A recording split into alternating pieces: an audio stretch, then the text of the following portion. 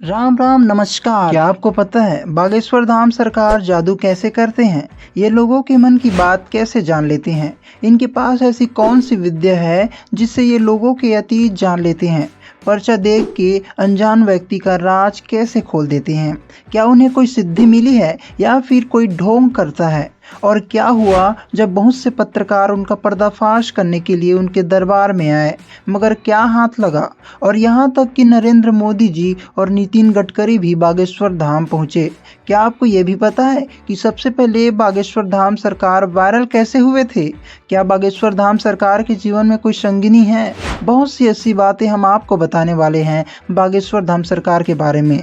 तो भाई साहब, अगर आप हमारे नए दर्शक हैं तो चैनल को सब्सक्राइब कर लीजिए और बेल आइकन को प्रेस कर लीजिए। तो चलिए वीडियो शुरू करते हैं।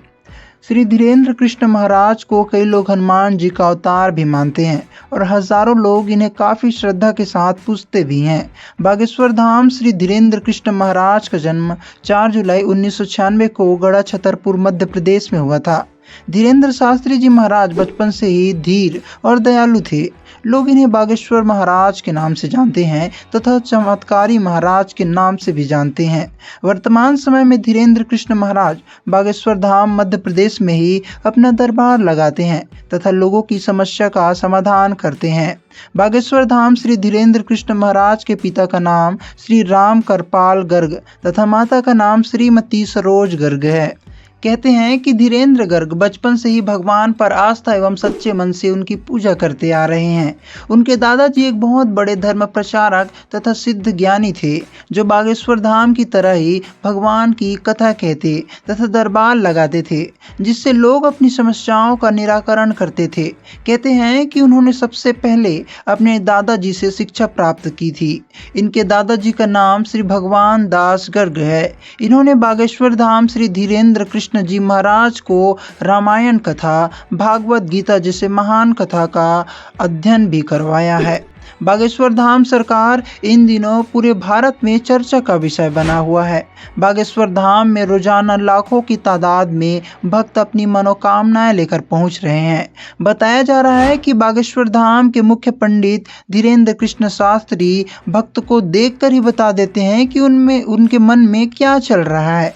बागेश्वर धाम सरकार में आप जैसे ही पहुंचते हैं, आपके ऊपर जो भी साया होता है, भूत प्रेत, वो अपने आप ही उतर जाता है। महाराज धाम पर आए हर एक व्यक्ति के मन की बात को जान लेते हैं और उनके दुखों को दूर करने के उपाय भी बता देते हैं।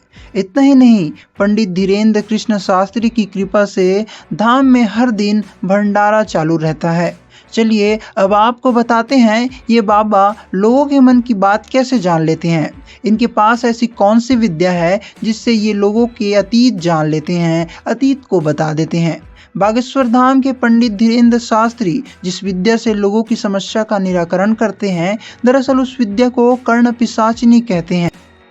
ये सिद्धि उसी प्रकार है जिस प्रकार बागेश्वर धाम के पंडित धीरेंद्र शास्त्री किसी व्यक्ति के सामने आते ही उसके बारे में जानकारी देना शुरू कर देते हैं। उसका नाम, उनके परिजनों का नाम, वो क्या करते हैं और यहाँ तक कि किस लिए आया है, ये तक बता दिया जाता है। और इस चमत्कार को देखकर लोग हैरान रह जाते हैं। कहते हैं कि जो कर्ण पिशाचिनी को सिद्ध कर लेता है, वह सामने बैठे इंसान के अंतर्मन के अतीत को बता देता है।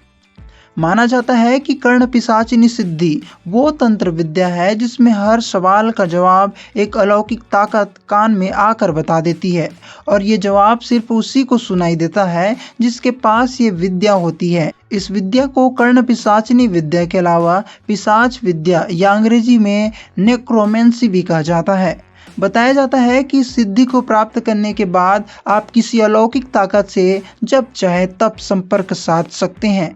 माना जाता है कि कर्ण पिशाचिनी सिद्धि को प्राप्त करने के लिए काफ़ी कड़ी मेहनत करनी पड़ती है, कड़ी तपस्या करनी पड़ती है।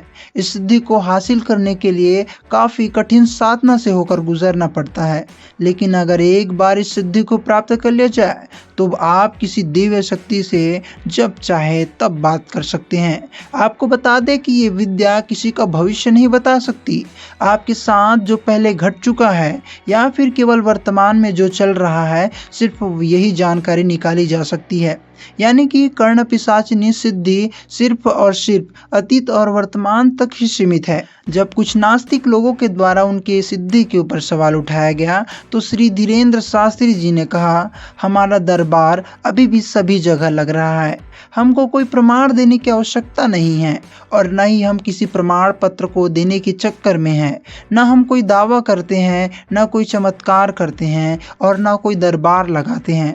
हम तो बाबा जी की सेवा करते हैं और इस बाबा जी की सेवा में जो कोई भी श्रद्धा रखता है वह आ सकता है, बाबा जी की सेवा कर सकता है। बाबा जी सबके हैं। श्री धीरेन्द्र शास्त्री जी ने अपने काम का पूरा श्रेय बाबा जी को दिया है, जो दिव्य रूप से लोगों की समस्या का समाधान करते हैं, उनके कष्टों को हरते हैं। समय समय पर रिपोर्टर्स के द्वारा और भी कई लोगों के द्वारा बागेश्वर धाम में अर्जी लगाया गया, जो उनका पर्दाफाश करना चाहते थे।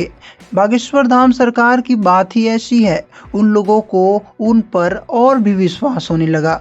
बॉलीवुड इंडस्ट्री के बड़े बड़े एक्टर से लेकर बड़े बड़े नेता बागेश्वर धाम आ रहे हैं और आशीर्वाद ले रहे हैं। आप हमें कमेंट करके बताइए, क्या आप भी बागेश्वर धाम जा चुके हैं? क्या आपने भी अर्जी लगाया है? क्या आपने भी अपने बारे में जानकारी लेने की कोशिश की है? तो भाई साहब, अगर आपको बागेश्वर धाम की सिद्धि के बारे में थोड़ी सी भी जानकारी अच्छी लगी हो तो लाइक कीजिए। बागेश्वर सरकार धीरेन्द्र के बारे में आपकी क्या राय है, कमेंट ज़रूर कीजिए। तब तक के लिए जय हिंद।